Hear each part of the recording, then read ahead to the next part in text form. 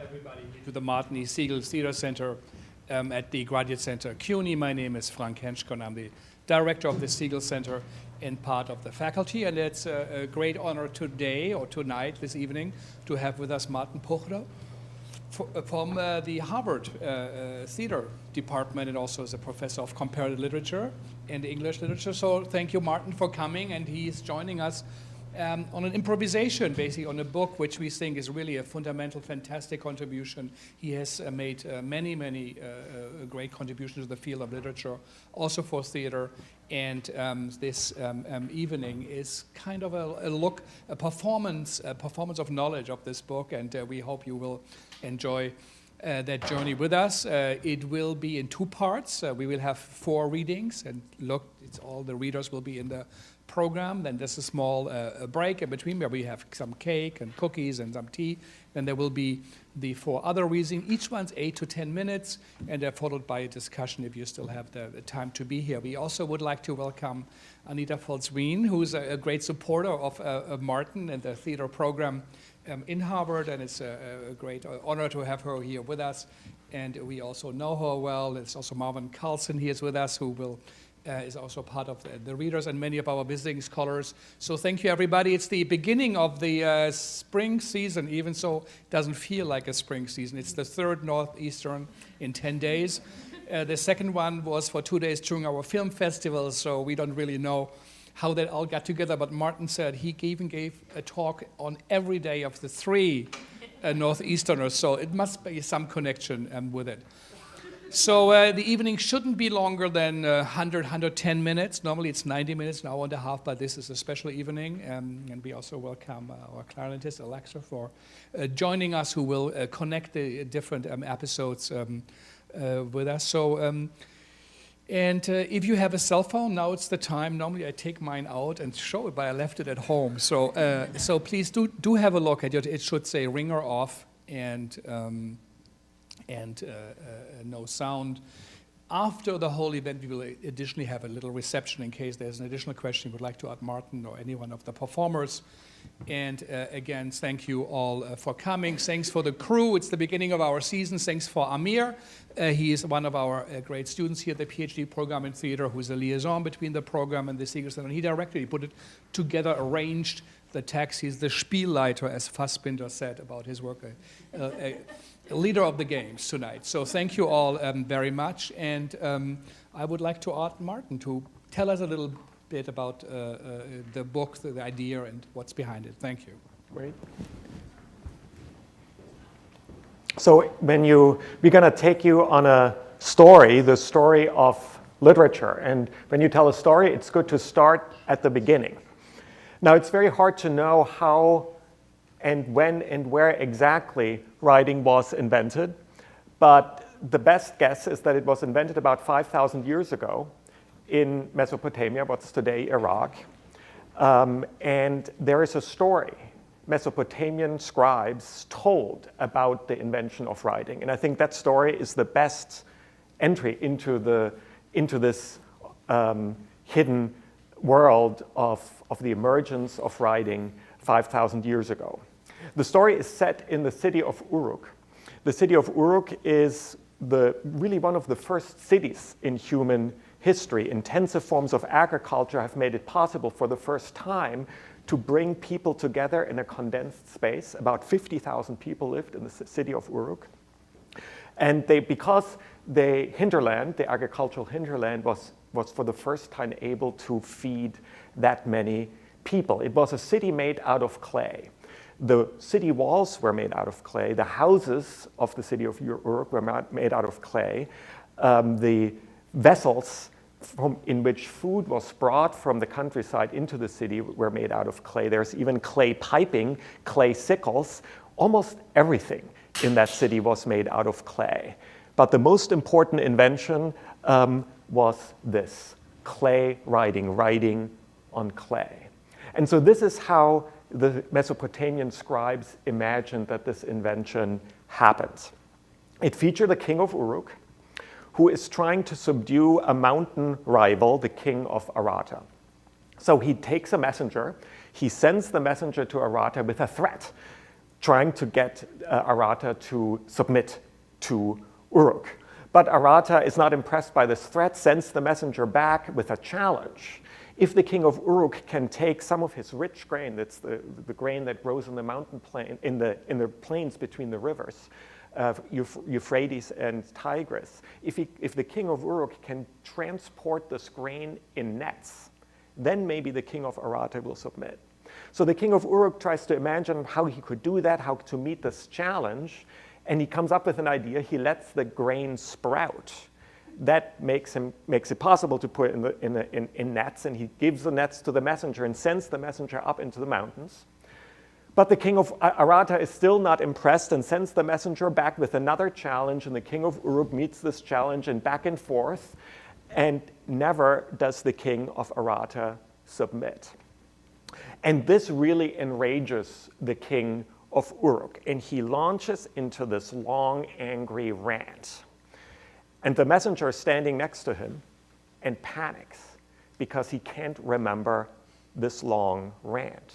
And it is at this point in the story that the king of Uruk takes some clay, forms it into a tablet, and presses his words onto clay. He gives the clay tablet in a clay envelope to the messenger. The messenger takes it, runs one more time up into the mountains, and gives it to the king of Arata and says, this is the message. The king of Arata, of course, doesn't know what writing is. He looks at this clay object, holds it to his ears, can't hear the message, and then in front of his entire court, he submits to Uruk. There are two things that are interesting, I think, about this story, really the oldest story about the invention of writing. The first is that it's a very self-serving story. It's told, after all, by scribes who praise the power of their technology. It's the sheer power of this little piece of clay that accomplishes what threats and the threat of invasion didn't accomplish. The other interesting thing about it is that it has nothing to do with literature. And it's true that the earliest uses of writing were exactly this, for bureaucratic and political and economic purposes. Writing was used by tax collectors who were trying to write down economic transactions. And so for hundreds of years, this is what writing was used for. It gave rise to the first bureaucracies, to the first state functionaries. Accountants. Writing was invented and used by accountants. But that at some point, one of these accountants used writing for a completely different purpose, and that was to write down a story. And this, for me, is really the beginning of literature, the beginning of the written world, the intersection of storytelling with writing technologies. Because, of course, stories had been told orally for hundreds of years, forever, for thousands of years, forever, for however long humans had command of language. But at this point, about 5,000 years ago, writing intersected with storytelling. And out of this intersection arose the first great written texts, the Epic of Gilgamesh.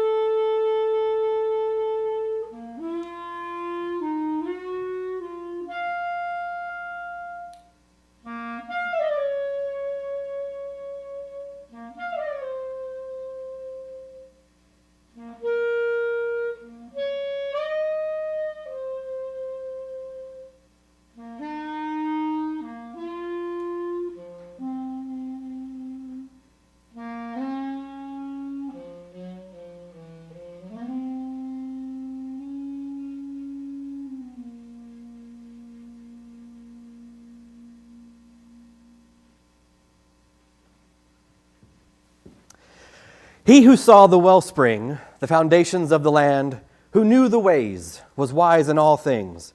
Gilgamesh, who saw the wellspring, the foundations of the land, he knew the ways, was wise in all things. He it was who inspected holy places everywhere. Full understanding of it all he gained. He saw what was secret and revealed what was hidden. He brought back tidings from before the flood. From a distant journey came home, weary, at peace. Engraved all his hardships on a monument of stone. He built the walls of ramparted Uruk, the lustrous treasury of hallowed Iana. See its upper wall, whose facing gleams like copper. Gaze at the lower structure, which nothing will equal. Mount the stone stairway, there from days of old. Approach Iana, the dwelling of Ishtar, which no future king, no human being will equal. Go up, pace out the walls of Uruk, study the foundation terrace, and examine the brickwork. Is not its masonry of kiln-fired brick? And did not 7 masters lay its foundations? 1 square mile of city, 1 square mile of gardens, 1 square mile of clay pits, a half square mile of Ishtar's dwelling. 3.5 square miles is the measure of Uruk. Gilgamesh said to him, to Utnapishtim, the distant one, as I look upon you, Utnapishtim, your limbs are not different. You are just as I am. Indeed, you are not different at all. You are just as I am. Yet your heart is drained of battle spirit. You lie flat on your back, your arm idle. You then, how did you join the ranks of the gods and find eternal life? Utnapishtim said to him, to Gilgamesh, I will reveal to you, O Gilgamesh, a secret matter, and a mystery of the gods I will tell you. The city Shuruppak, a city you yourself have knowledge of, which once was set on the bank of the Euphrates, that aforesaid city was ancient, and gods once were within it. The great gods resolved to send the deluge. Their father Anu was sworn. The counselor, the valiant Enlil, their throne-bearer Ninurta, their canal officer Ennugi, their leader Ea was sworn with them. He repeated their plans to the reed fence. Reed fence, wall, wall. Listen, O reed fence. Pay attention, O wall. O man of Shuparak, son of Ubartutu. Wreck house, build boat. Forsake possessions and seek life. Belongings reject and life save. Take aboard the boat seed of all living things. The boat you shall build. Let her dimensions be measured out. Let her width and length be equal. Roof her over like the watery depths. I understood full well. I said to Ea, my lord, your command, my lord, exactly as you said it. I shall faithfully execute it. What shall I answer the city, the populace, and the elders? Ea made ready to speak, saying to me, his servant, so you shall speak to them thus. No doubt Enlil dislikes me. I shall not dwell in your city. I shall not set my foot on the dry land of Enlil. I shall descend to the watery depths and dwell with my lord Ea. Upon you he shall shower down in abundance, a windfall of birds, a surprise of fishes. He shall pour upon you a harvest of riches. In the morning cakes in spates, in the evening grains and rains. By the setting of Shamash, the ship was completed. Since boarding was very difficult, they brought up gangplanks, fore and aft. They came up her sides, 2/3 of her height. Whatever I had, I loaded upon her. What silver I had, I loaded upon her. What gold I had, I loaded upon her. What living creatures I had, I loaded upon her. I sent up on board all my family and kin, beasts of the steppe, wild animals of the steppe, all types of skilled craftsmen I sent up on board. Shamash set for me the appointed time. In the morning, cakes and spates. In the evening, grains and rains. Go into your boat and caulk the door. That appointed time arrived. In the morning, cakes and spates. In the evening, grains and rains. I gazed upon the face of the storm. The weather was dreadful to behold. I went into the boat and caulked the door. To the caulker of the boat, to Puzar Amuri, the boatman, I gave over the edifice with all it contained. At the first glimmer of dawn, a black cloud rose above the horizon. Inside it, Adad was thundering, while the destroying gods Shalat and Hanish went in front, moving as an advance force over hill and plain. Erakel tore out the mooring posts of the world. Ninurta came and made the dikes overflow. The supreme gods held torches aloft, setting the land ablaze with their glow. Adad's awesome power passed over the heavens. Whatever was light was turned into darkness. Adad's awesome power passed over the heavens. He flooded the land. He smashed it like a clay pot. For one day the storm wind blew. Swiftly it blew. The flood came forth. It passed over the people like a battle. No one could see the one next to him. The people could not recognize one another in the downpour. The gods became frightened of the deluge. They shrank back, went up to Anu's highest heaven. The dogs cowered like dogs, crouching outside. Ishtar screamed like a woman in childbirth, and sweet-voiced Bel-El-Eli wailed aloud, "Would that day had come to naught when I spoke up for evil in the assembly of the gods!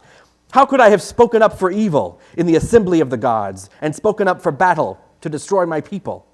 It was I myself who brought my people into the world. Now, like a school of fish, they choke up the sea." The supreme gods were weeping with her. The gods sat where they were, weeping.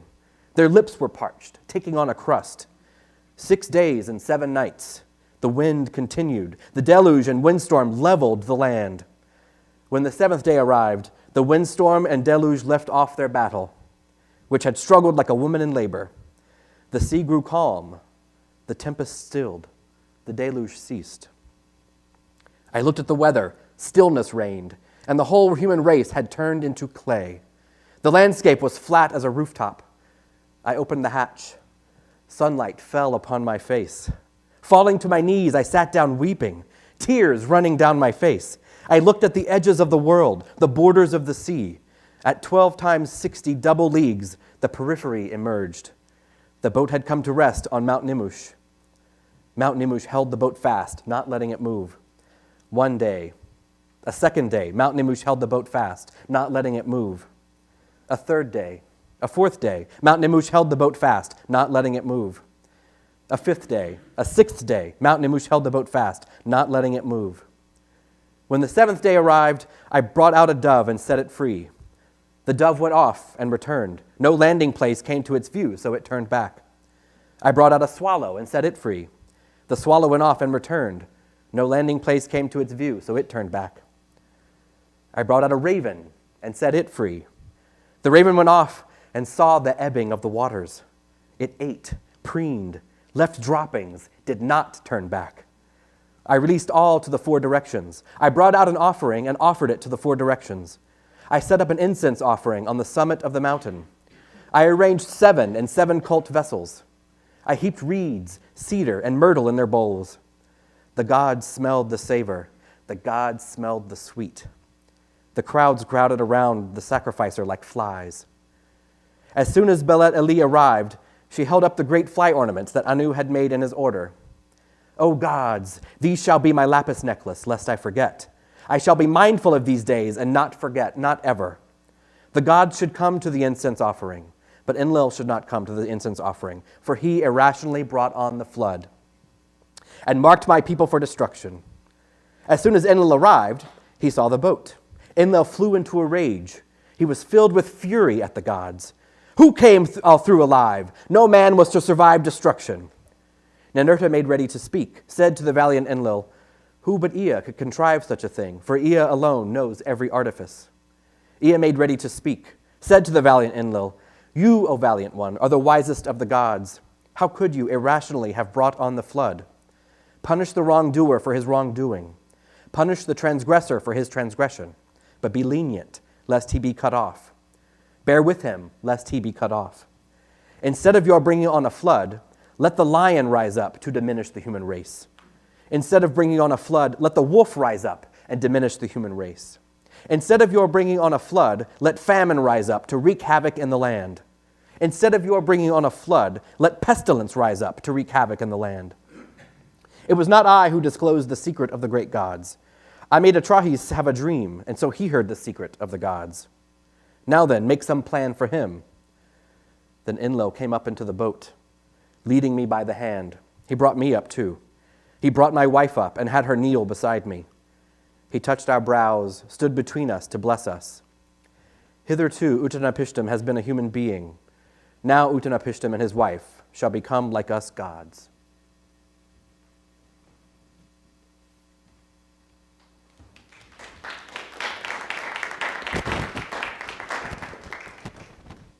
So this becomes the first great text in world literature. It gets collected in libraries, but the library in which this text is collected burns down. And the text would have been lost if it hadn't been written on clay. Because when clay burns down, it doesn't burn up, it gets harder. So these tablets on which the Epic of Gilgamesh had been written hardened, and they were buried underground, and they disappeared from all human consciousness for thousands of years until they were rediscovered in the 19th century in Victorian England and redeciphered. And to their great surprise, Victorian England discovered that the story of the flood, which of course everyone knew from the Hebrew Bible, the Old Testament, had existed in this earlier form in the Epic of Gilgamesh. You noticed the reading was on tablets. And it's interesting to me that for the first time in, again, thousands of years, we are using tablets again. So the Epic of Gilgamesh almost disappeared, but was miraculously preserved and was rediscovered in this form. This is not true of the next text, the next reading from the Odyssey, which has remained more or less in continuous use ever since it was written down. It was written down in a new form of writing. Cuneiform writing is a very complicated writing system. It's not a phonetic alphabet. There are hundreds of cuneiform signs. But Phoenicians in today's Lebanon had invented the first form of the alphabet, and they brought it to Greece, and the Greeks perfected the alphabet and formed out of it a writing system that was perfectly suited to capturing sound, and especially vowels. And this is what the Greek hexameter and in general the Greek language is so importantly based on. And one of the first uses of the Greek alphabet was not economic transactions, that had been the case in Mesopotamia, but one of the first uses was to write down the stories of the Trojan War and the return of the various Greek warriors to their home. And in particular, the stories of one singer, Homer, and an anonymous scribe wrote down these stories of both the Trojan War and of the return of Odysseus home. And it was that second epic that became of particular importance for the Greeks, because the Greeks were a seafaring people. And so part of their everyday experience was encounters with other people, and this is what the reading will be about.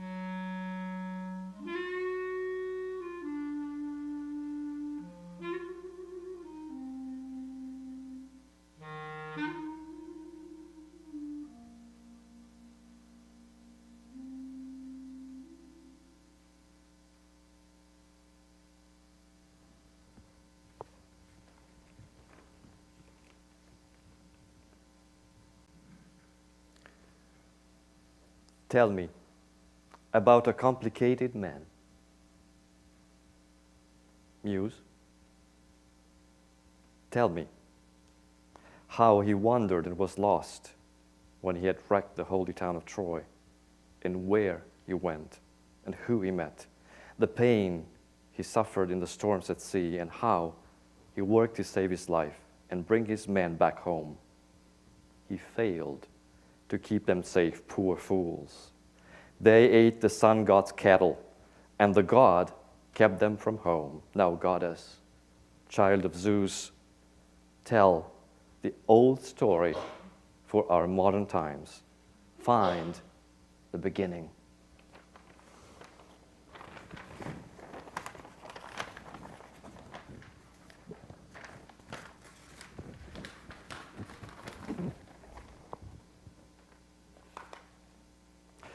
With heavy hearts, we sailed along and reached the country of high-minded Cyclopes, the Mavericks. They put their trust in gods and do not plant their food from seed nor plow.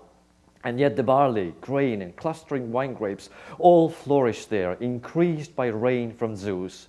They hold no councils, have no common laws, but live in caves on lofty mountaintops, and each makes laws for his own wife and children without concern for what the others think. A distance from this island is another, across the water, slantways from the harbor, level and thickly wooded. Countless goats live there, but people never visit it. No hunters labor through its woods to scale its hilly peaks. There are no flocks of sheep, no fields of plowland, and it's all untilled, unsown, and uninhabited by humans. Only the bleating goats live there and graze. Cyclopic people have no red-checked ships, and no shipwright among them who could build boats to enable them to row across to other cities, as most people do, crossing the sea to visit one another. With boats, they could have turned this island into a fertile colony with proper harvests.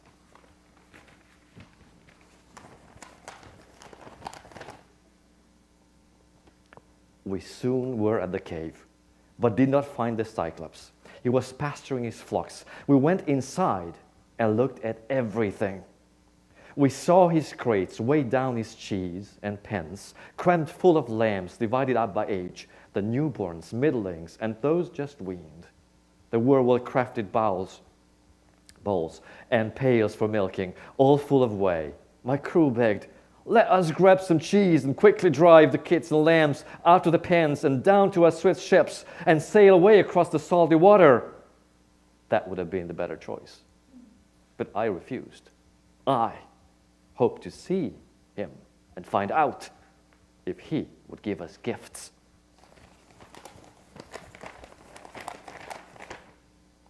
"Strangers, who are you? Where did you come from across the watery depths? Are you on business or roaming around without a goal like pirates who risk their lives at sea to bring disaster to other people?" So he spoke, his voice so deep and booming, and his giant size made our hearts sink in terror. Even so, I answered, "We are Greeks, come here from Troy. The winds have swept us off in all directions across the vast expanse of sea, of course from our planned route back home. Zeus willed it so. We are proud to be the men of Agamemnon, the son of Atreus, whose fame is greatest under the sky for sacking that vast city and killing many people. Now we beg you, here at your knees, to grant a gift, as is the norm for hosts and guests. Please, sir, my lord, respect the gods. We are your suppliants, and Zeus is on our side, since he takes care of visitors, guests, friends, and those in need."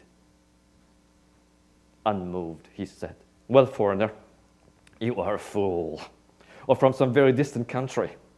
You order me to fear the gods. My people think nothing of that Zeus with his big scepter, nor any god. Our strength is more than theirs. If I spare you or spare your friends, it will not be out of fear of Zeus. I do the bidding of my own heart." But he made no reply and showed no mercy. Leaping up high, he reached his hands towards my men, seized two, and knocked them hard against the ground like puppies, and the floor was wet with brains. He ripped them limb by limb to make his meal, then ate them like lion on the mountains, devouring flesh, entrails, and marrow bones, and living nothing. I was left scheming to take revenge on him and hurt him and gain the glory if Athena let me. I made my plan. Beside the pen there stood a great big club, green olive wood, which he had cut to dry to be his walking stick. It was so massive that it looked to us like a ship's mast, a 20-oared black freighter that sails across the vast sea full of cargo. I went and cut from it about a fathom and gave it to the men and ordered them to scrape it down. They made it smooth, and I stood by and sharpened up the tip and made it hard in the blazing flame. At evening, he drove back his woolly flocks into the spacious cave, both male and female, and left none in the yard outside, perhaps suspecting something, or perhaps a god told him to do it. I approached and offered him a cup of ivy wood filled full of wine. I said, "Here, Cyclops, you have eaten human meat. Now drink some wine, sample the merchandise our ship contains. I brought it as a holy offering, so you might pity me and send me home. But you are in a cruel rage beyond what anyone could bear. Do you expect more guests when you have treated us so rudely?" He took and drank the sweet, delicious wine. He loved it and demanded more. So I gave him another cup of wine and then 2 more. He drank them all unwisely. With the wine gone to his head, I told him all politeness, "Cyclops, you asked my name. I will reveal it. Then you must give the gift you promised me of hospitality. My name is No Man. My family and friends all call me No Man." He answered with no pity in his heart, "I will eat No Man last. First, I will eat the other man. That is my gift to you." Then he collapsed, fell on his back, and lay there, his massive neck askew, all-conquering sheep. Sleep, took him. My crew stood firm. Some god was breathing courage in us. They took the olive spear, its tip all sharp, and shoved it in his eye. I leaned on top and twisted it, as when a man drills wood for shipbuilding. Below, the workers spin the drill with straps stretched out from either end. So round and round it goes, and so we whirled the fire-sharp weapon in his eye. His blood poured out around the stake, and blazing fire sizzled his lids and brows and fried the roots. And when a blacksmith dips an axe or adds to temper it in ice-cold water, loudly it shrieks. From this, the iron takes on its power. So did his eyeball crackle on the spear. Horribly, then he howled. The rocks resounded, and we shrank back in fear. He tugged the spear out of his eye, all soaked with gushing blood. Desperately, with both hands, he hurled it from him and shouted to the Cyclopes who lived in caves high up on the windy cliffs around. They heard and came from every side and stood near to the cave and called out, "Polyphemus, what is the matter? Are you badly hurt? Why are you screaming through the holy night and keeping us awake? Is someone stealing your hurt or trying to kill you by some trick or force?" Strong Polyphemus from inside replied, "My friends, no man is killing me by tricks, not force." Their words flew back to him. "If no one hurts you, you are all alone. Great Zeus had made you sick. No help for that. Pray to your father, mighty Lord Poseidon." Then off they went, and I laughed to myself at how my name, the No Man maneuver, tricked him.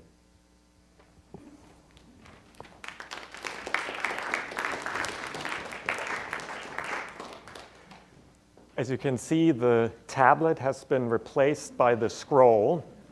And the other thing I want to say about this is that it's a new translation by Emily Wilson. It's a fantastic new translation of the Odyssey, and remarkably, the first translation of the Odyssey into English by a woman. So this is a wonderful new translation.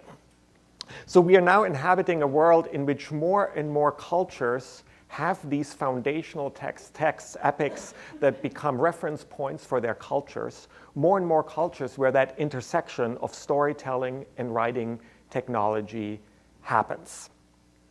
What's interesting is that now in some of the most literate cultures of the world, a strange new phenomenon occurs. Charismatic teachers who introduce new ways of thinking and teaching and who assemble a larger and larger following, people who leave their homes, who leave their old ways of thinking and follow these charismatic teachers. And within a few hundred years of each other, they appear in different cultures. In China, the name of this key teacher will be Master Kung, whom we know as Confucius. In Greece, his name is Socrates. In the Near East, his name is Jesus. And in India, his name is the Buddha. Now, these four charismatic teachers have many things in common, but one of the most important things is that they did not write a single word. Instead, they insisted on this live, interactive relationship to their followers and students. And it's on that relationship, on that live interaction, that their charisma and their influence resided. Now, sooner or later, the inevitable happens and these teachers died. And now the students are faced with an interesting dilemma, namely how to remember their teachers' words and deeds. And how to do that even though their teachers had explicitly decided not to use writing, and for very good reasons. Of the four, Socrates is the one who made the most explicit argument against writing. He was worried that a written text can be very easily taken out of context, that you cannot ask follow-up questions of a text, and that once we trust written texts, namely a kind of new external storage device, we would no longer have to know things ourselves. And so we can extrapolate that these other teachers had similar worries about writing and had deliberately avoided it. But at some point, all of the students of these charismatic teachers decided to do what their teachers had told them not to do. And as teachers, we all know that students ultimately will do what we tell them not to do. They use writing, and they produce the texts that we now associate with these charismatic teachers. The Chinese call them master teachers. Now, you might say that the students betrayed their teachers, but I actually would say that the students were very canny, because they knew that their teachers, of course, had avoided writing, and so they channeled some of that resistance back into the texts they produced. And what the result of that was that these texts were much more dramatic, much more anecdotal than the old texts, the old epics that we've heard from so far. They show their teachers in live interaction with their students. In the case of Plato, they're even sort of dramatic dialogues, but the other texts have the similar structure. And this is also true of the next reading, the Diamond Sutra, the text that many hundreds of years after the death of the Buddha, their students produced about their dead teacher.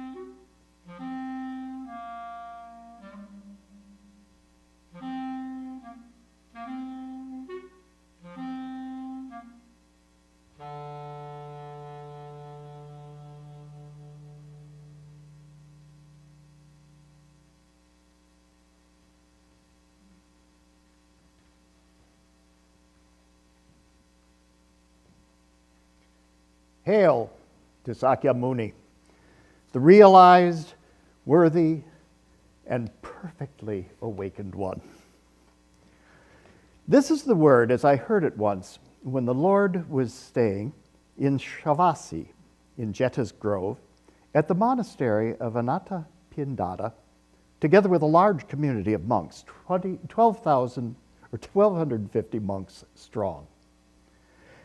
Then the Lord got dressed in the morning, took his bowl and robe, and entered the great city of Srivasta for alms. Then, after walking around the great city of Sravasti for alms, the Lord returned in the afternoon after eating the alms food, washed his feet, and sat down on the seat set out for him with legs crossed, body held erect, and attention directed in front of him. Then a great many monks approached the Lord, and after approaching him, they prostrated themselves at the Lord's feet, circumambulated the Lord 3 times, and sat down to one side.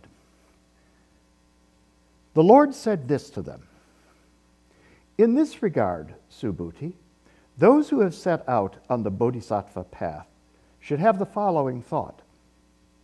However many living beings are comprised in the total aggregation of living beings, be they born from eggs, or born from wombs, or born from moisture, or arising spontaneously, whether having physical form or being non-material, whether having apperception or lacking apperception, or neither having apperception nor lacking apperception, however the realm of living beings is defined when one defines it, I should bring all of them to final extinction, in the realm of extinction, without substrate remaining. But after I have brought immeasurable living beings to final extinction in this way, no living being whatsoever has been brought to extinction." What is the reason for that? If, Subhuti, the idea of living being occurs to a bodhisattva, he should not be called a bodhisattva. Why is that?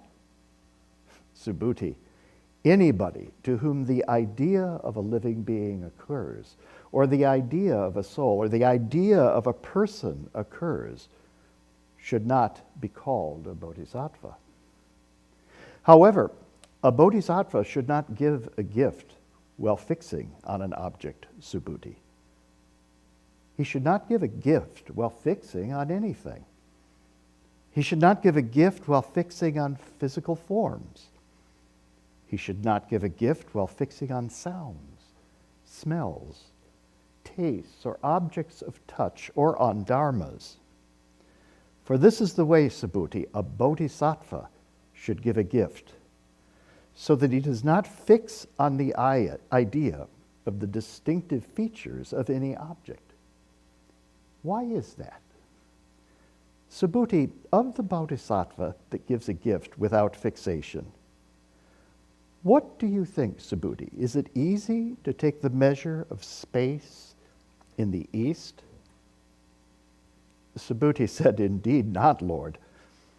Similarly, is it easy to take the measure of space in the south, west, north, nadir, zenith, all the intermediate directions and any direction besides them in the 10 directions? Subhuti said, "Indeed not, Lord." The Lord said, "Quite so, Subhuti, quite so, Subhuti. It is not easy to take the measure of the quantity of merit of the bodhisattva who gives a gift without fixation. However, this is the way a bodhisattva should give a gift.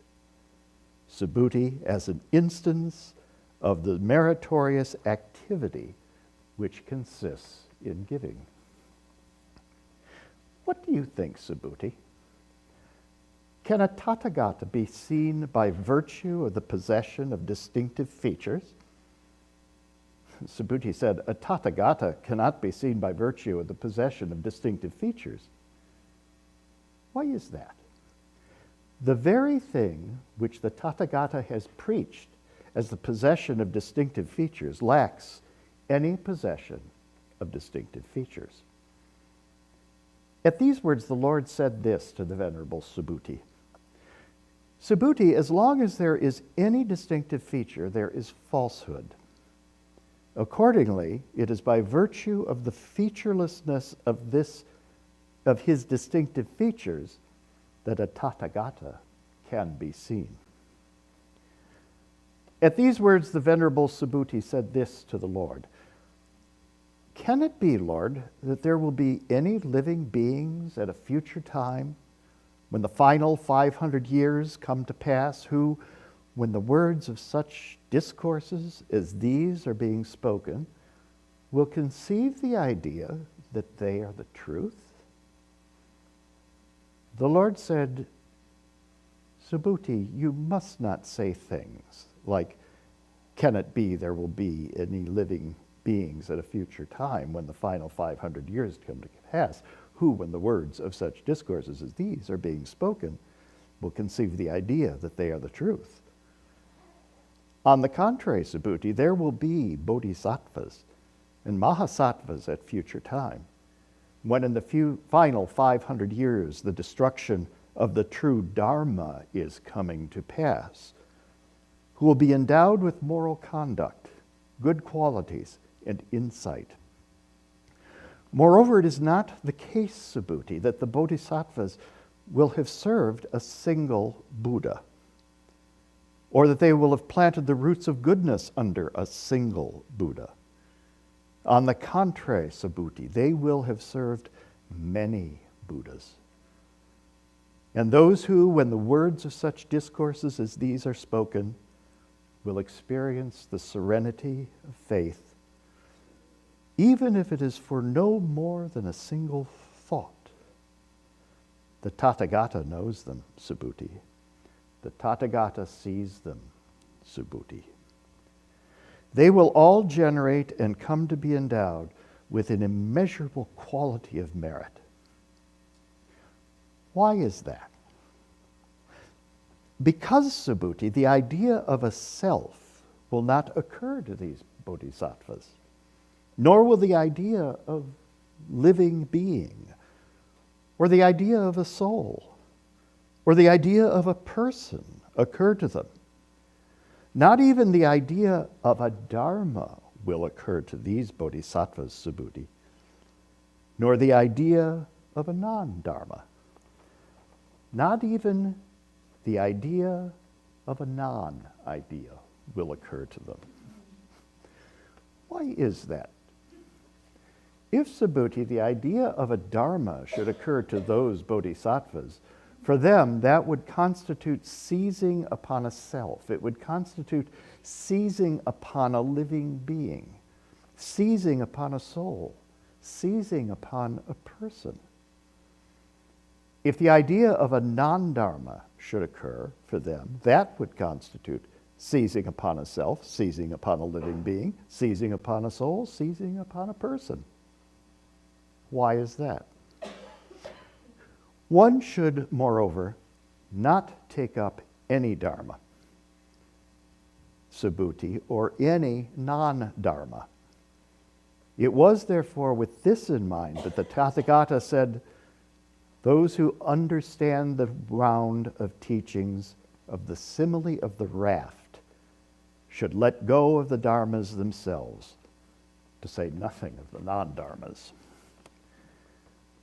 The Lord said, what do you think, Subhuti? If there were just as many Ganges rivers as there are grains of sand in the Ganges River, would the grains of sand in them be numerous? Subhuti said, that many Ganges rivers alone would be numerous, Lord, to say nothing of the grains of sand in them. The Lord said, I'll tell you, Subhuti.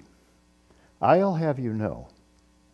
If there were as many world systems as there would be grains of sand in these Ganges rivers, and some woman or man were to fill them with the 7 treasures and make a gift of them to the realized, worthy, and perfectly awakened ones, What do you think, Subhuti?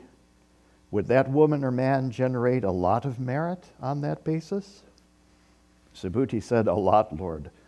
A lot, Blessed One. That woman or man would generate a lot of merit on that basis. The Lord said, if, however, some were to fill that many world systems with the 7 treasures and make a gift of them, Subhuti, and if someone were to do no more than just learn 4 lines of verse from this round of teachings and teach it to others, the latter would generate from that a lot more merit in immeasurable and incalculable amount.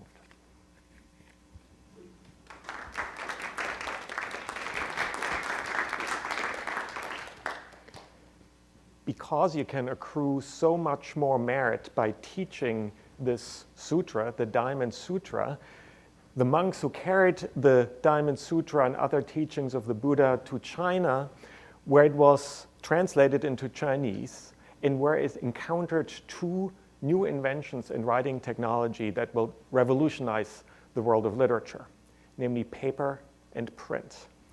This image is of the Diamond Sutra from 868, and it's the oldest printed text in the world.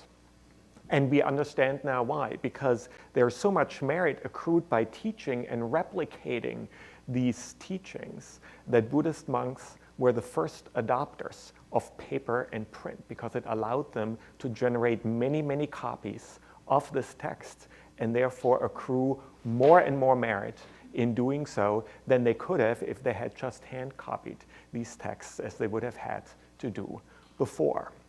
So these 2 inventions, paper and print, really changed a lot. They dropped the price, the cost of literature, and that allowed new people to enter the world of literature and to tell new stories, and to tell stories in different ways. For many hundreds of years, the secret of paper making stayed in China, but it slowly moved to other countries, including Korea, and then via Korea to Japan. And it's in Japan that it led to a flowering of Japanese literature, and in particular, more popular forms of literature, because that was one of the effects of paper. The early adopters were not just religious texts or philosophical texts like the Buddhist sutras, but also now more popular forms of writing. And so this brings us to our next reading, The Tale of Genji by Murasaki Shikibu. Now, even though there is more literacy now in Japan, it was still the case that women were mostly kept illiterate. And even when they achieved literacy, they would not be inducted into the long tradition of Chinese literature that was still very central to Japan.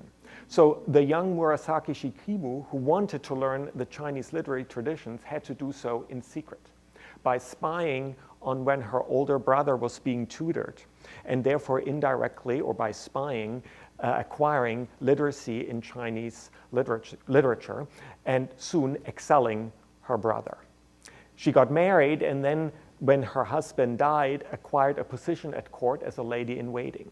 And she used that position to slowly start to chronicle what was happening around her. And these chapters grew, and they were passed around by hand. They were written by hand. And they became so popular that she produced more and more chapters of the secret world of the court to which she was a witness. And the result of that was the first great novel in world literature.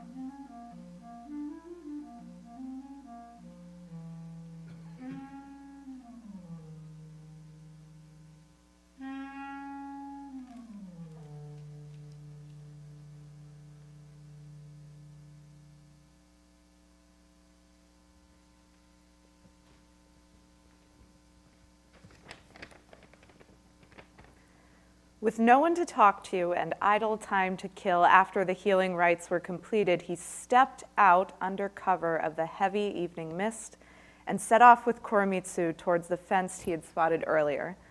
Peering at the bishop's residence through gaps in the fence, he could see into a room on the near side that faced Amida's Pure Land in the west. The blinds had been raised slightly, which allowed him to observe a nun performing religious devotions before her own personal image of Amida Buddha. She was apparently making an offering of flowers. Leaning against one of the central pillars, she had placed a sutra scroll on top of an armrest and was struggling to read the scripture. She did not look like a common woman. She was probably over 40, her complexion exceptionally fair and graceful. Though she was thin, her cheeks were plump, and the strands of her hair, which had been cut attractively to neatly frame the area around her eyes, struck Genji as more distinctively fashionable than the long hair that was the common style. Watching her, he was touched by her appearance. 2 pretty adult attendants, also neatly turned out, were with her, and some young girls were playing there, running in and out of the room. One of them, who must have been about 10 years old, was wearing a white singlet under a soft, crinkled outer robe dyed the rich yellow of mountain rose and lined with a yellow fabric. She didn't look like the other girls at all. Her features were so attractive that Genji could tell at once that she would grow up to be a woman of surpassing beauty. Her hair flowed out behind her, spreading open in the shape of a fan as she stood there, her face red from brushing tears away. "What happened?" the nun asked her. "Did you get into a quarrel with the other girls?" When the nun looked up to speak, Genji could see the resemblance in their faces and assumed that they must be mother and daughter. "Inuki let my baby sparrow out of the cage and it flew away." The girl was pouting. One of the young women sitting there said, "Careless as usual. Inuki's in for a real scolding this time. What a nuisance she is. So where did the sparrow go? It's such a darling little thing, it would be horrid if the crows get to it." She stood up and went out, her hair quite long and luxuriant. Certainly easy on the eyes, Genji thought. Apparently she was the nurse who looked after the little girl. "How childish," the nun said. "Really, this whole thing is just too petty. You pay no heed to me, even though I could pass away any day now, and instead go running about chasing after sparrows. How many times have I told you it's a sin in the sight of Buddha to capture living creatures? It's deplorable. Come over here." The girl knelt down beside her. Her face was remarkably sweet. Her unplucked eyebrows had the most charming air about them, and the cut of her hair and the look of her forehead, with those bangs swept up so innocently, were unbearably cute. Genji couldn't stop gazing at her. "I'd really love to see her when she's grown up," he mused. It occurred to him that his desire to see her grown up was kindled by her uncanny resemblance to Fujitsubu, the woman to whom his heart was eternally devoted. It was thus natural that his gaze would be drawn to the girl, and tears came to his eyes. Stroking the child's hair, the nun told her, "You may not be fond of combing your hair, but it's so lovely. You're such a silly girl, and your childishness weighs heavily on my mind. Other children your age don't act like this. Even though your mother was only 10 when her father passed away, she still understood everything going on around her. It won't be long before I die, and you'll be left completely alone in the world. How will you ever manage to get by?" Seeing the nun weep so bitterly, Genji felt a pang of sympathetic sorrow. The girl, with her childish emotions, stared at her grandmother, then hung her head and stared at the floor. Her hair came cascading down around her face. It was splendidly lustrous. Just then the nun composed a verse. "The evanescent dewdrop tarries, reluctant to disappear into the sky and abandon the tender shoot of grass to its uncertain fate." The other young woman, who was still sitting in the room, was now crying. "How true," she said, and composed this reply. "How could the dewdrop disappear without knowing the destiny of the shoot of grass it clings to?" Just then the bishop entered and said, "What are you doing? You're clearly visible from the outside. Why, today of all days, are you out on the veranda?" I just found out from the ascetic who lives up the mountain that his lordship, Captain Genji, has arrived to receive treatment for his fever. He arrived in such secrecy that I knew nothing about it. I've been here all this time and didn't pay my respects to him." "How awful," the nun said, lowering the blinds. "Has anyone seen us like this? We're not at all presentable." "Don't you want to take this opportunity," asked the bishop, "to catch a glimpse of the radiant Genji? After all, he has such a noble reputation at the court. His looks are enough to make even the heart of a monk who has renounced society forget the sorrows of life and desire to live on in this world. I shall send him a letter." Upon hearing the bishop stand up to leave, Genji also retired, delighted at the thought that he had discovered such a gorgeous child under these circumstances. His amorous companions were always going out, and so they were skilled at finding the kind of unusual woman that one rarely meets at court. Genji, however, could only go out occasionally, and so he was even more delighted to have the unexpected good fortune to stumble across a girl like this. She was certainly lovely, but her beauty made him curious. Who was she? She resembled Fujitsubo so closely that he was completely taken with the notion that he might be able to make her a replacement for the woman he loved, keeping the girl by him mornings and evenings as a comfort to his heart. I'm going to skip a descriptive passage in which Genji can't sleep, and then he realizes the nuns are still awake, so he makes a noise to catch their attention. He heard one of the women moving over toward him. Apparently confused, she retreated a bit and said, "That's odd. I thought I heard something. I must be deluded." Genji spoke up. "They say the guiding voice of the Buddha will never delude you or lead you astray, even in the darkest places." His voice was so youthful and aristocratic that her own voice sounded hesitant and embarrassed in response. "Guiding to where?" she asked. "I'm not sure I understand you." "You probably think something is amiss, which is reasonable since I called out so suddenly. Please present the following to your mistress." Glimpsing that sweet child so like a shoot of spring grass, the sleeves of my traveling robes never dry out, damp as they are from dew and my own endless tears. The woman responded, "You surely must know there's no one here who would accept that kind of message. To whom would I give it?" "It so happens," Genji explained, "that I have reasons for my entreaty, and so I ask for your understanding." The woman retreated back into the interior of the house and spoke with the nun, who was confused by the request. It was, after all, shocking in so many respects. "Really, these young people and their modern ways," she grumbled. "Apparently this lord is under the misapprehension that the girl is old enough to understand the relationship between men and women. And how did he come to hear about our poems that referred to her as spring grass?" She was confused, but realized it would be rude to take an inordinately long time to respond, so she sent the following. "Are you comparing the dew-soaked pillow of a single night's journey to these sleeves covered by the moss of ancient mountains? Unlike your robes," she added, "it seems that mine will never dry." "I'm not very experienced at communicating this way through a messenger," Genji answered. "Please forgive me, but I would be grateful if you would allow me a moment to speak with you about a serious matter." The nun turned to her attendants. "I'm afraid he's mistakenly heard that the girl is older than she is. He seems such a high-ranking lord that I feel humbled before him. How should I respond?" "You must answer him," one of her women advised. "It would be a pity if you made him feel awkward." "Yes, I suppose you're right," the nun relented. "But if I were still a young woman, I'd find it rather improper to meet him. His words are so earnest, they make me feel unworthy."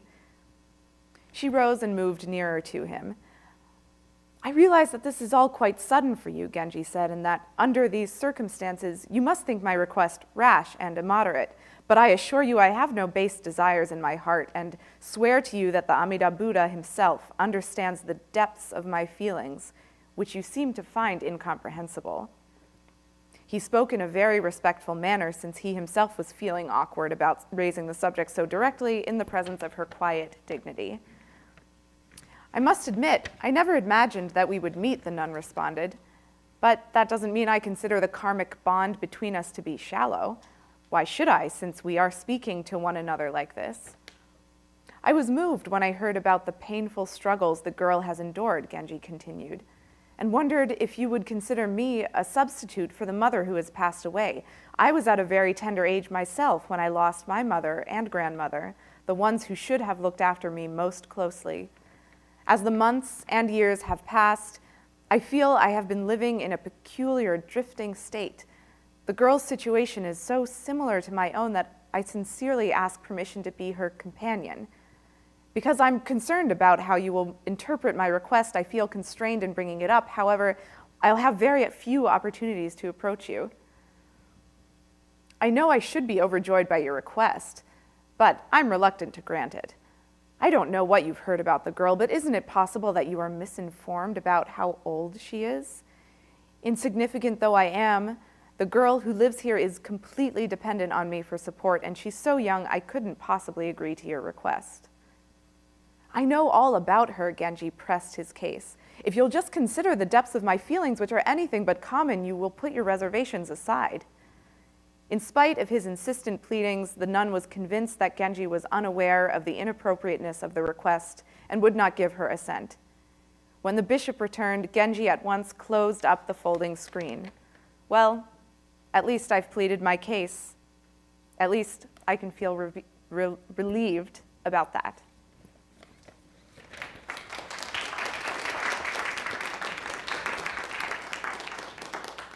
So you see, this is a world of paper screens, of paper fans, but most importantly of these messages that get sent around on carefully selected pieces of paper and wrapped in delicate paper. This is the beginning of the paper trail, and after the intermission, we'll follow that paper trail to the Arabic world. The fact that people were very aware of the power of paper making because of some of the effects I already mentioned. It lowered the cost of literature, it increased literacy, it increased the circulation of literature, and it led to new forms of literature like the Tale of Genji.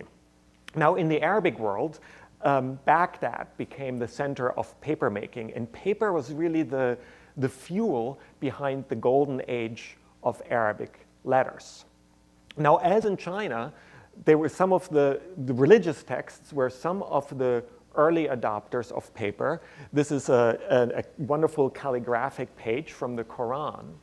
But as in Japan, there's also an explosion of popular literature that was brought about by paper.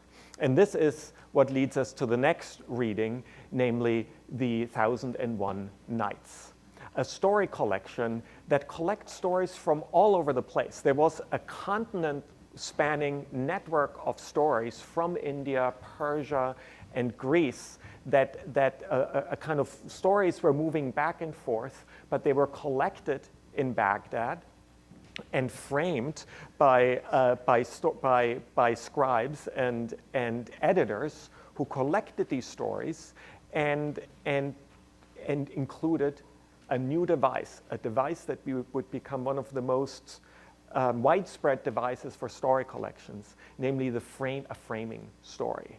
And the framing story, of course, of the Arabian Nights is the famous story of a king who discovers that his wife has various adulterous affairs and who is driven mad by that discovery, and then makes that famous vow that he will kill every woman after spending one night with her.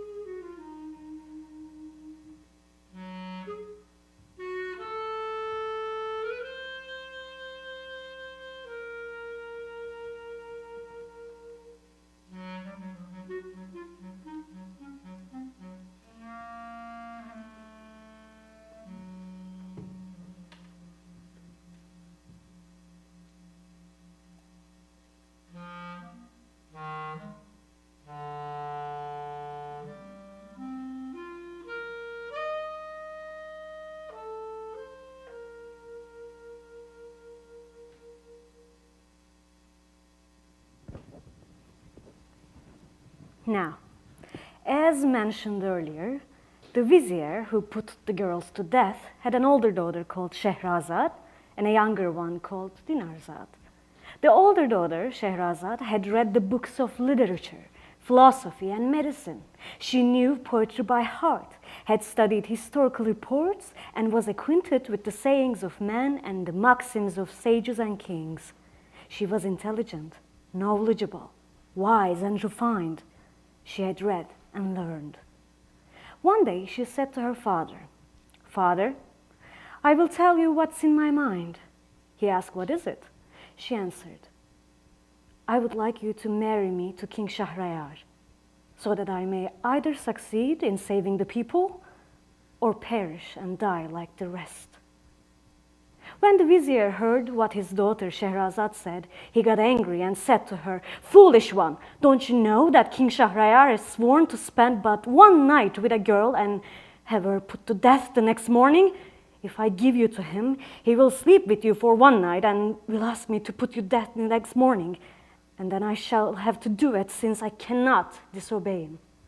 She said, "Father, you must give me to him, even if he kills me." He asked, "What has possessed you to that you wish to imperil yourself?" She replied, "Father, you must give me to him. This is absolute and final." Her father, the vizier, became furious and said to her, "Daughter, he who misbehaves ends up in trouble, and he who considers not the end, the world is not his friend. As the popular saying goes, I would be sitting pretty but for my curiosity. I am afraid that what happened to the donkey and the ox with the merchant will happen to you." She asked, "Father, what happened to the donkey, the ox, the merchant?" He said, "There was a prosperous and wealthy merchant who lived in the countryside and labored on a farm. He owned many camels and herds of cattle and employed many men, and he had a wife and many grown-up as well as little children. This merchant was taught the language of the beasts, on condition that if he revealed his secret to anyone, he would die. Therefore, even though he knew the language of every kind of animal, he did not let anyone know for fear of death. One day, as he sat with his wife beside him and his children playing before him, he glanced at an ox and a donkey he kept at the farmhouse, tied to adjacent troughs, and heard the ox say to donkey, 'Watchful one, I hope that you are enjoying the comfort and the service you are getting. Your ground is swept and watered, and they serve you, feed you sifted barley, and offer you clear, cool water to drink. I, on the contrary, am taking out to plow in the middle of the night. They clamp on my neck something they call yoke and plow, push me all day under the whip to plow the field, and drive me beyond my endurance until my sides are lacerated and my neck is flayed. They work me from nighttime to nighttime, take me back in the dark, offer me beans soiled with mud and hay mixed with chaff, and let me spend the night lying in urine and dung. Meanwhile, you rest on well-swept, watered, and smoothed ground with a clean trough full of hay. You stand in comfort, save for the rare occasion when our master, the merchant, rises you to do an errand and returns. You are comfortable while I'm weary. You sleep while I keep awake." When the ox finished, the donkey turned to him and said, "Greenhorn, they were right in calling you ox, for you, ox, harbor no deceit, malice, or meanness. Being sincere, you exert and exhaust yourself to comfort others. Have you not heard the saying, 'Out of bad luck they hastened on the road'? You go into the field from early morning to endure your torture at the plow to the point of exhaustion. When the plowman takes you back and ties you to the trough, you go on butting and beating with your horns, kicking with your hoofs and bellowing for the beans until they toss them to you. Then you begin to eat. Next time, when they bring them to you, don't eat or even touch them, but smell them, then draw back and lie down on the hay and straw. If you do this, life will be better and kinder to you, and you will find relief." As the ox listened, he was sure that the donkey had given him good advice. He thanked him, commended him to God, and invoked his blessing on him and said, May you stay safe from harm, watchful one. And the ox played sick to avoid work, as the donkey advised. The merchant, who heard them and knew what was going on, said to the plowman, "Go to the wily donkey, put him to the plow, and work him hard until he finishes the ox's task." The plowman left, took the donkey, and placed the yoke upon his neck. Then he took him out to the field and drove him with blows until he finished the ox's work, all the while driving him with blows and beating him until his sides were lacerated and his neck was flayed. At nightfall, he took him home, barely able to drag his legs under his tired body and his drooping ears. Meanwhile, the ox spent his day resting. He ate all his food, drank his water, and lay quietly, chewing his cud in comfort. All day long, he kept praising the donkey's advice and invoking God's blessing on him. When the donkey came back at night, the ox stood up to greet him, saying, "Good evening, watchful one. You have done me a favor beyond description, for I have been sitting in comfort. God bless you for my sake." Seething with anger, the donkey did not reply, but said to himself, "All this happened to me because of my miscalculation. I would be sitting pretty, but for my curiosity. If I don't find a way to return this ox to his former situation, I will perish." Then he went to his trough and lay down, while the ox continued to chew his cud and invoke God's blessing on him. You, my daughter, will likewise perish because of your miscalculation. Desist, sit quietly, and don't expose yourself to peril. I advise you out of compassion for you. She said, "Such tales don't deter me from my request. If you wish, I can tell you many such tales. In the end, if you don't take me to King Shahrayar, I shall go to him by myself behind your back and tell him that you have refused to give me to one like him and that you begrudged your master one like me." Tired and exhausted, the vizier went to King Shahrayar and, kissing the ground before him, told him about his daughter, adding that he would give her to him that very night. She was very happy, and after preparing herself and packing what she needed, went to her younger sister Dinarzad and said, "Sister, listen well to what I'm telling you. When I go to the king, I will send for you. And when you come and see that the king has finished with me, say, 'Sister, if you are not sleepy, tell us a story.' Then I will begin to tell a story, and it will cause the king to stop his practice, save myself, and deliver the people." Dinarzad replied, "Very well." At nightfall, the vizier took Shahrazad and went with her to the great King Shahrayar. But when Shahrayar took her to bed and began to fondle her, she wept, and when he asked her, "Why are you crying?" she replied, "I have a sister, and I wish to bid her goodbye before daybreak." Then the king sent for the sister, who came and went to sleep under the bed. When the night wore on, she woke up and waited until the king had satisfied himself with her sister Shahrazad, and they were by now all fully awake.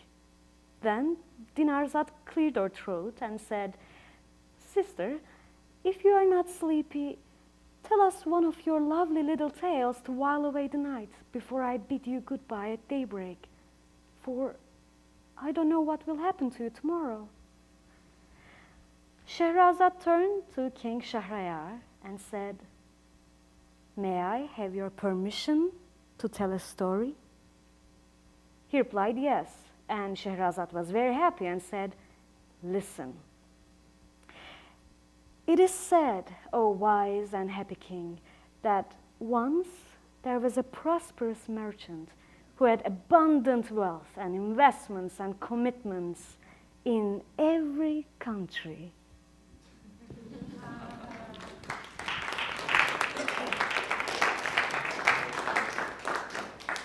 So you see this framing story begins with the father telling a story in order to dissuade her daughter and doesn't succeed.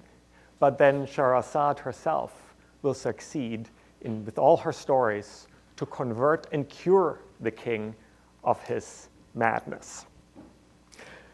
Now, the paper trail leads from the Arabic world to Arab-occupied Spain, Al-Andalus, and so the secret of paper making gets finally introduced to Europe, just in time for the other great Chinese invention, print, to also make its way separately, because print was not used in the Arabic world, to make its way somehow into the city of Mainz, where Gutenberg reinvented print and was able to use paper as the most convenient format for his new invention, or really reinvention.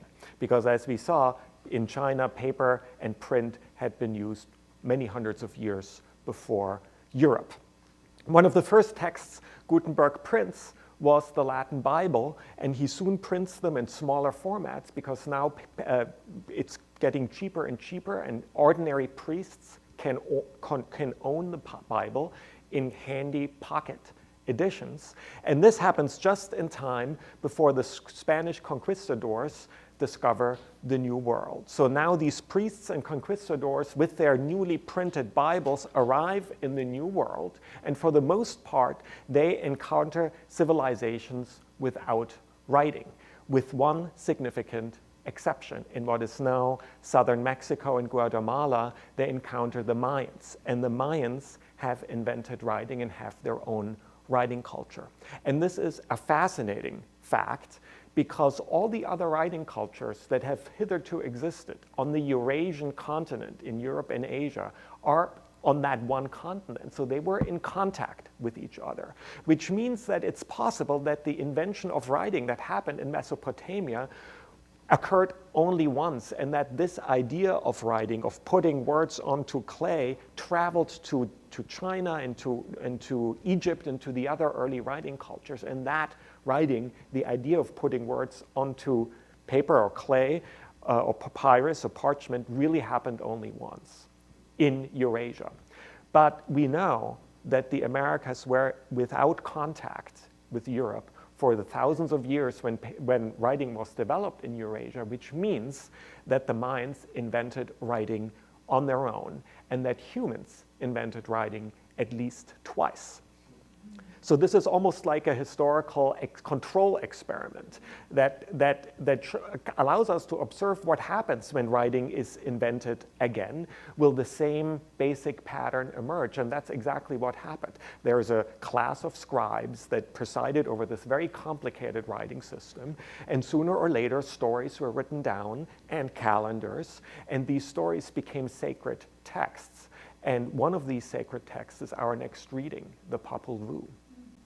Now, as in the case of the Epic of Gilgamesh, the Popol Vuh almost disappeared because the Spaniards realized that these sacred texts were the center of Mayan culture, and they soon wanted to eradicate that culture. So they started a book burning and tried to get every Mayan book and burn it, such as this one. The Mayan books were accordion style. And this is the very complicated Mayan glyph writing system. And so Mayan scribes recognized this danger and wrote down the Popol Vuh in secret and realized they had to go underground in order to save this text. But they realized something else. They realized that this writing, this complicated writing system, this whole writing culture of the Mayans would soon be wiped out by the Spanish. So in order to be read in the future, they realized they had to write down their epic, which they now had contact with Christians, in the Christian alphabet, and that meant in the Latin alphabet. And this is what they did, and this is how the epic, the Popol Vuh, was saved.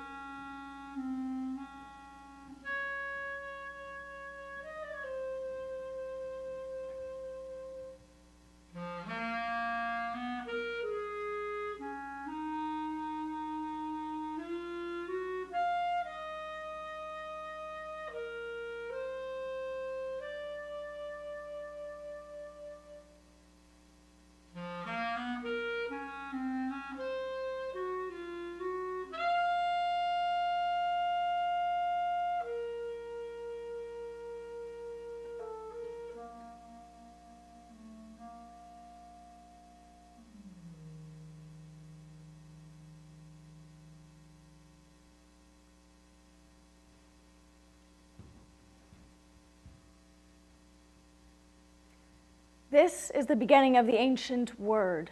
Here in this place called Quiche, here we shall inscribe, we shall implant the ancient word, the potential and source for everything done in the citadel of Quiche, in the nation of the Quiche people. And here we shall take up the demonstration, revelation, and account of how things were put in shadow and brought to light by the maker, modeler, named bearer, begetter, Wanapo possum, Wanapo coyote, great white peccary, sovereign plumed serpent, heart of the lake, heart of the sea, plate shaper, bowl shaper, as they are called, also named, also described as the midwife, matchmaker, named Shiakuk, Jimukane, defender, protector, twice a midwife, twice a matchmaker. As is said in the words of Quiche, they accounted for everything, and did it too, as enlightened beings, in enlightened words. We shall write about this, now amid the preaching of God, in Christendom now. We shall bring it out because there is no longer a place to see it. A council book, a place to see the light that came from beside the sea, the account of our place in the shadows, a place to see the dawn of life, as it is called. There is the original book and ancient writing, but the one who reads and assesses it has a hidden identity. It takes a long performance and account to complete the lighting of the all-sky earth, the fourfold sighting, fourfold cornering, measuring, fourfold staking, having the cord, stretching the cord, in the sky, on the earth, the four sides, the four corners, by the maker, modeler, mother, father of life, of humankind, giver of breath, giver of heart, bearer, upbringer in the light, the lasts of those born in the light, begotten in the light, worrier, knower of everything, whatever there is, sky, earth, lake, sea. This is the account. Here it is. Now still it ripples, now still it murmurs, ripples, it still sighs, still hums, and it is empty under the sky. Here follow the first words, the first eloquence. There is not yet one person, one animal, bird, fish, crab, tree, rock, hollow, canyon, meadow, forest. Only the sky above is there. The face of the earth is not yet clear. Only the sea alone is pooled under the sky. There is nothing whatever gathered together. It is at rest. Not a thing stirs. It is held back, kept at rest under the sky. Whatever there is that might be simply is not there. Only the pooled water, only the calm sea, only it alone is pooled. Whatever might be is simply not there. Only murmurs, ripples in the dark, in the night. Only the maker, modeler alone, sovereign plumed serpent, the bearers, begetters are in the water, a glittering light. They are there. They are enclosed in quetzal feathers, in blue-green. Thus the name plumed serpent. They are great knowers, great thinkers in their very being. And of course there is the sky. And there is also the heart of sky. This is the name of the God as it is spoken. And then came his word. He came here to the sovereign plumed serpent, here in the darkness, in the early dawn. He spoke with the sovereign plumed serpent, and they talked. Then they thought. Then they worried. They agreed with each other. They joined their words, their thoughts. How should the sowing be? And the dawning? Who is to be the provider, nurturer? Let it be this way. Think about it. This water should be removed, emptied out from the formation of the earth's own plate and platform. Then should come the sowing, the dawning of the sky earth. But there will be no high days and no bright praise for our work, our design, until the rise of human work, of human design, they said. And then the earth arose because of them. It was simply their word that brought it forth. For the forming of the earth, they said, earth. It arose suddenly, just like a cloud, like a mist now forming, unfolding. Then the mountains were separated from the water. All at once the great mountains came forth. By their genius alone, by their cutting edge alone, they carried out the conception of the mountain plain whose face grew instant groves of cypress and pine. Such was the formation of earth when it was brought forth by the heart of sky, heart of earth, as they are called, since they were the first to think of it.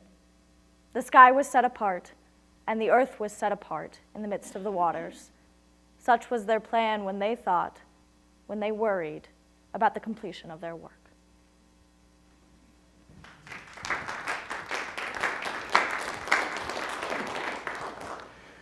So we now have contact between Europe and the Americas, and writing spreads and print spreads, and more the world is becoming one integrated whole. And literature from different parts of the world starts to circulate more fully and more quickly. There's more translation than ever before, which is why in 1827, a conversation takes place in a small, remote part of Eastern Germany, in the city of Weimar, which numbers 7,000 inhabitants. One of this inhabitant is Johann Wolfgang von Goethe, one of the famous writers of his time. And he, by this time, he's at an advanced age, has acquired an assistant, Eckermann. And Eckermann makes a habit of coming over to Goethe and to help him, and Goethe dictates to him. And so he becomes indispensable to Goethe. Now, Eckermann has left his wife, his fiancée, and his life behind in order to fully dedicate himself to Goethe. Goethe doesn't really pay him anything, so he can barely make ends meet. So he comes up with this idea of recording their conversation. He asks Goethe for permission to publish their conversations in order for Eckermann to earn some money, but Goethe rejects the idea. For as long as he's alive, he won't allow Eckermann to publish their conversations. But after his death, he would be allowed to do it, and this is exactly what Eckermann does.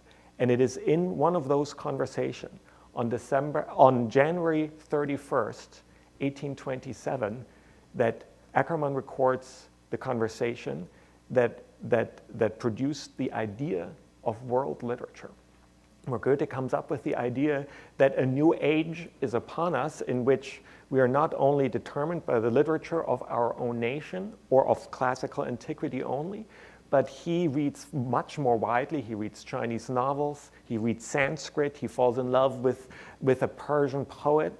He reads much more widely than ever before. Most of his contemporaries mock him, but he holds on to this idea that we now live in a world of world literature.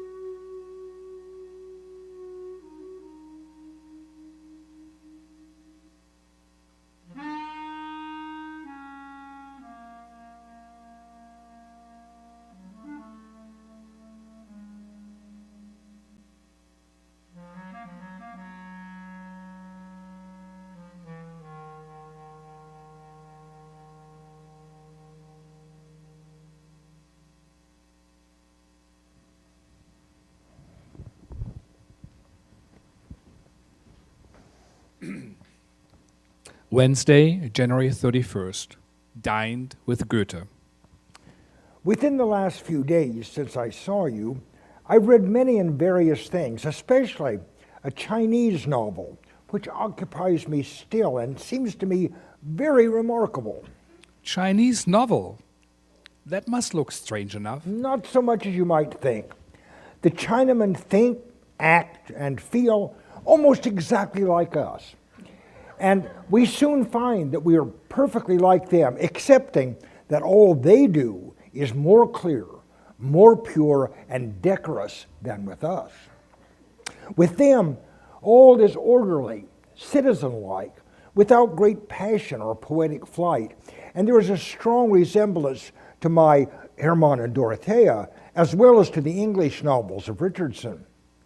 They likewise differ from us inasmuch as with them, external nature is always associated with the human figures. You always hear the goldfish splashing in the pond. The birds are always singing on the bough. The day is always serene and sunny. The night is always clear. There is much talk about the moon, but it does not alter the landscape. Its light is conceived to be as bright as the day itself, and the interior of the house is as neat and elegant as their pictures. For instance, I heard the lovely girls laughing, and when I got a sight of them, they were sitting on cane chairs. There, you have at once the present situation, for cane chairs are necessarily associated with the greatest lightness and elegance. Then there is an infinite number of legends which are constantly introduced into the narrative and are applied almost like proverbs, as for instance, one of a girl who was so light and graceful in the feet that she could balance herself on a flower without breaking it. And then another of a young man so virtuous and brave that in his 30th year he had the honor to talk with the emperor. Then there is another of two lovers who showed such great purity during long acquaintance that when they were on one occasion obliged to pass the night in the same chamber, they occupied the time with conversation and did not approach one another. And in the same way, there are innumerable other legends, all turning upon what is moral and proper. It is by this severe modification in everything that the Chinese Empire has sustained itself for thousands of years and will endure hereafter. I find highly remarkable contrast to this Chinese novel in the Chansons de Béranger, which have almost every one some immoral, licentious subject for their foundation, and which would be extremely odious to me if managed by a genius inferior to Béranger. He, however, has made them not only tolerable but pleasing. Tell me yourself, is it not remarkable that the subjects of the Chinese poet should be so thoroughly moral, and those of the first French poet of the present day be exactly the contrary? Such a talent as Béranger's would find no field in the moral subjects. You're right. The very perversions of his time have revealed and developed his better nature. But is this Chinese romance one of their best? By no means. The Chinese have thousands of them, and have already when our forefathers were still living in the woods. I am more and more convinced that poetry is the universal possession of mankind, revealing itself everywhere and at all times in hundreds and hundreds of men. One makes it a little better than another and swims on the surface a little longer than another, that is all. Herr von Matheson must not think he is the man, nor must I think I am the man, but each must say to himself that the gift of poetry is by no means so very rare, and that nobody need think very much of himself because he has written a good poem. But really, we Germans are very likely to fall too easily into this pedantic conceit when we do not look beyond the narrow circle which surrounds us. I therefore like to look about me in foreign nations and advise everyone to do the same. National literature is now rather an unmeaning term. The epoch of world literature is at hand, and everyone must strive to hasten its approach. But while we thus value what is foreign, we must not bind ourselves to anything in particular and regard it as a model. We must not give this value to the Chinese, or the Serbian, or Calderon, or the Nibelungen. But if we really want a pattern, we must always return to the ancient Greeks, in whose works the beauty of mankind is constantly represented. All the rest we must look at only historically, appropriating to ourselves what is good so far as it goes. I was glad to hear Goethe talk at length on a subject of such importance. The bells of passing sledges allured us to the window, as we expected that the long procession which went out to Belvedere this morning would return about this time. Goethe, meanwhile, continued his instructive conversations. We talked about Alexander Manzoni, and he told me that Count Reinhardt, not long since, saw Manzoni at Paris, where, as a young author of celebrity, he had been received well in society, and that he was now living happily on his estate in the neighborhood of Milan, with a young family and his mother. Manzoni wants nothing except to know what a good poet he is, and what rights belong to him as such. He has too much respect for history, and on this account, he's always adding notes to his pieces, by which he shows how faithful he has been to detail. Now, though his facts may be historical, his characters are not so, any more than Mytoas and Iphigenia. No poet has ever known the historical characters which he has painted. If he had, he could scarcely have made use of them. The poet must know what effects he wants to produce, and relegate the nature of his characters accordingly. If I had tried to make Egmont, as history represents him, the father of a dozen children, his light-hearted proceedings would have appeared very absurd. I needed an Egmont more in harmony with his own actions and my poetic views. And this is, as Clara says, my Egmont. What would be the use of poets if they only repeated the record of the historian? The poet must go further and give us, if possible, something higher and better. All the characters of Sophocles bear something of that great poet's lofty soul.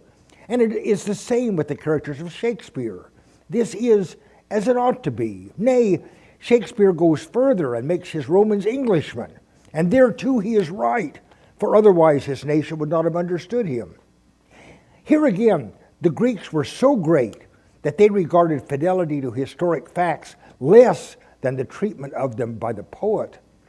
We have, fortunately, a fine example in Philoctetes, which subject has been treated by all three of the great tragedians, and lastly, and best, by Sophocles. This poet's excellent play has, fortunately, come down to us entire, while of the Philoctetes of Aeschylus and Euripides, only fragments have been found, although sufficient to show how they managed the subject. If time permitted, I would restore these pieces, as I did the Phaeton of Euripides. It would be to me no unpleasant or useless task. In this subject, the problem was very simple, namely to bring Philoctetes with his bow from the island of Lemnos. But the method of doing this was the business of the poet, and here each could show the power of his invention, and one could excel another. Ulysses must fetch him, but shall he be known by Philoctetes or not? And if not, how shall he be disguised? Shall Ulysses go alone, or shall he have companions? And who shall they be? In Aeschylus, there is no companion. In Euripides, it is Diomed. In Sophocles, the son of Achilles. Then, in what situation is Philoctetes to be found? Shall the island be inhabited or not? And if inhabited, shall any sympathetic soul have taken compassion on him or not? And so, with 100 other things, which are all at the discretion of the poet, and in the selection and omission of which one may show his superiority in wisdom to another. Here is the grand point, and our present poets should do like the ancients. They should not be always asking whether a subject has been used before, and to look to south or north for unheard of adventures, which are often barbarous enough, and merely make an impression as incidents, but to make something of a simple subject by a masterly treatment requires intellect and great talent, and these we do not find. Some passing sledges again allured us to the window, but it was not the expected train from Belvedere. We laughed, and we talked about trivial matters.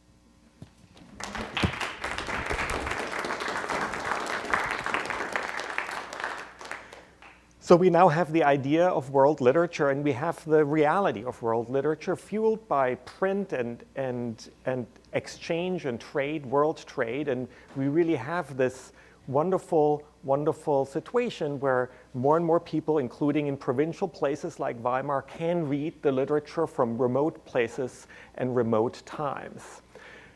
So I realized that we've been sort of telling a story of progress in part fueled by new technologies like print. But these new technologies also have a downside, because the more complicated the means of reproducing texts are, the less likely they are in the hands of authors and readers. Print is complicated, it's expensive, and it's easy to control by the state. And this becomes a particular problem in the 20th century, and particularly in the case of totalitarian states like Nazi Germany and the Soviet Union.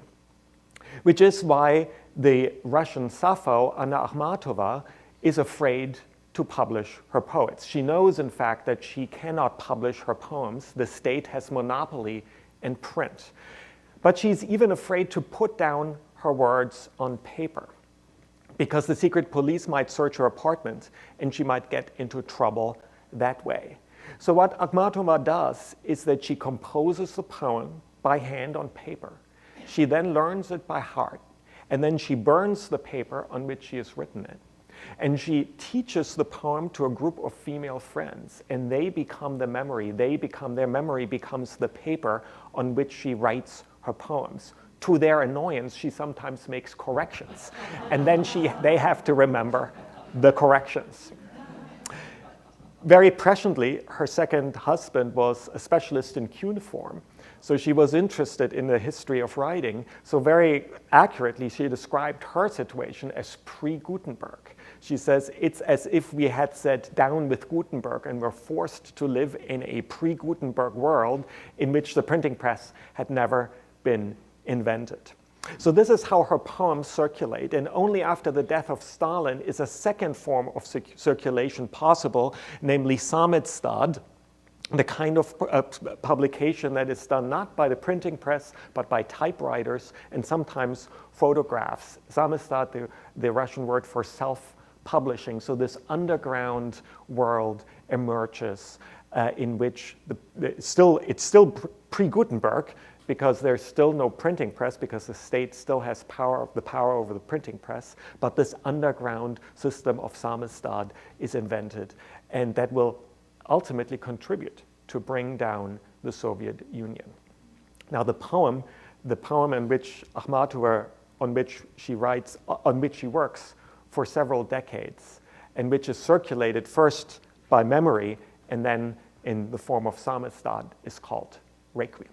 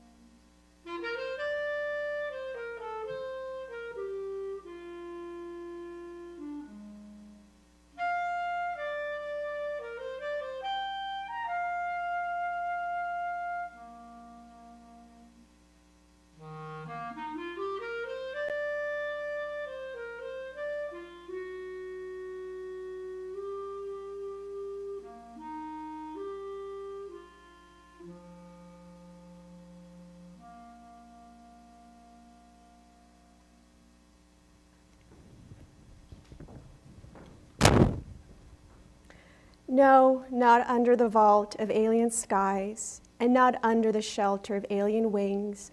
I was with my people then, there where my people unfortunately were. In the terrible years of the Yezhov terror, I spent 17 months in the prison lines of Leningrad. Once someone recognized me.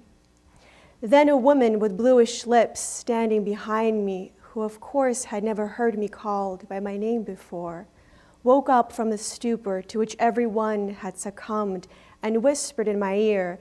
Everyone spoke in whispers there. Can you describe this? And I answered, yes, I can. Then something that looked like a smile passed over what had once been her face. Mountains bowed down to this grief, mighty rivers ceased to flow. But the prison gates hold firm, and behind them are the prisoners' burrows and mortal woe. For someone a fresh breeze blows, for someone the sunset luxuriates. We wouldn't know. We are those who everywhere hear only the rasp of the hateful key and the soldier's heavy tread. We rose as if for an early service, trudged through the savaged capital, and met there more lifeless than the dead. The sun is lower and the Neva mistier, but hope keeps singing from afar, the verdict. And her tears gush forth, already she's cut off from the rest, as if they painfully wrenched life from her heart, as if they brutally knocked her flat. But she goes on, staggering, alone. Where now are my chance friends of those 2 diabolical years? What do they imagine is in Siberia's storms? What appears to them dimly in the circle of the moon? I am sending my farewell greeting to them. That was when the ones who smiled were the dead, glad to be at rest. And like a useless appendage, Leningrad swung from its prisons. And when, senseless from torment, regiments of convicts marched, and the short songs of farewell were sung by locomotive whistles, the stars of death stood above us, and innocent Russia writhed under bloody boots and under the tires of the black Mariahs. They led you away at dawn. I followed you like a mourner. In the dark front room, the children were crying. By the icon shelf, the candle was dying. On your lips was the icon's chill, the deathly sweat on your brow, unforgettable. I will be like the wives of the Stelzi howling under the Kremlin towers. Quietly flows the quiet dawn. Yellow moon slips into a home. He slips in with cap askew. He sees a shadow, yellow moon. This woman is ill. This woman is alone. Husband in the grave, son in prison, say a prayer for me. No, it is not I, it is somebody else who is suffering. I would not have been able to bear what happened. Let them shroud it in black, and let them carry off the lanterns. Night.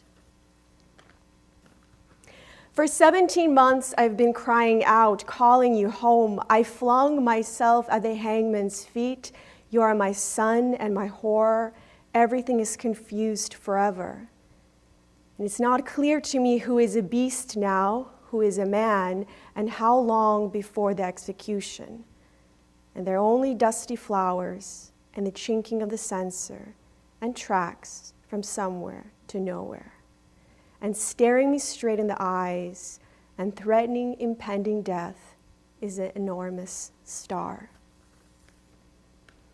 And a stone word fell on my still living breast. Never mind, I was ready. I will manage somehow. Today I have so much to do. I must kill memory once and for all. I must turn my soul to stone. I must learn to live again, unless summer's ardent rustling is like a festival outside my window. For a long time I've foreseen this brilliant day, deserted house. I learned how faces fall, how terror darts from under eyelids, how suffering traces lines of stiff cuneiform on cheeks, how locks of ashen blonde or black turn silver suddenly. Smiles fade on submissive lips, a fear trembles in a dry laugh, and I pray not for myself alone, but for all those who stood there with me in cruel cold and in July's heat, at that blind red wall. Once more the day of remembrance draws near. I see, I hear, I feel you, the one they almost had to drag at the end, and the one who tramps her native land no more, and the one who, tossing her beautiful head, said, "Coming here is like coming home." I'd like to name them all by name, but the list has been confiscated and is nowhere to be found. I have woven a wide mantle for them from their meager, overheard words. I will remember them always and everywhere. I will never forget them, no matter what comes. And if they gag my exhausted mouth, the which 100 million scream, then may the people remember me on the eve of my Remembrance Day.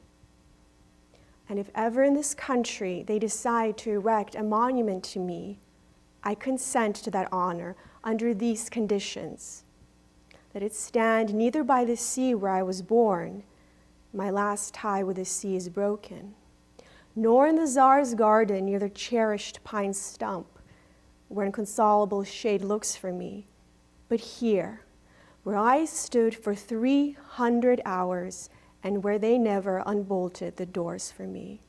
This, lest in blissful death I forget the rumbling of the Black Mariahs, forget how the detested door slammed shut and an old woman howled like a wounded animal.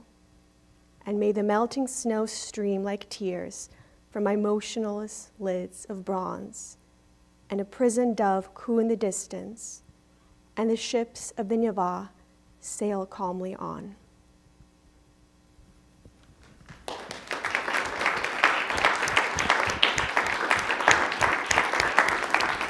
I think we can, if everyone wants to come.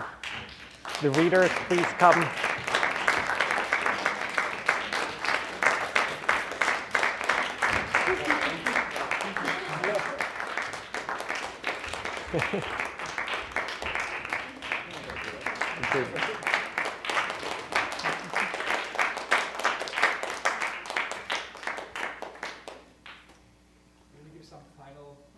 Remarks, then we open up right away to a little talk, or should we just go to a reception right away? I think reception is a good idea. So let's put up a little bit more of a light, and then every question we would like to ask him. I think it's the first time in the history of mankind that these texts has been written, that has been read together, which also stands for something extraordinary. Maybe a little moment like in the tiny town of Weimar. So Martin, thank you for bringing us all together.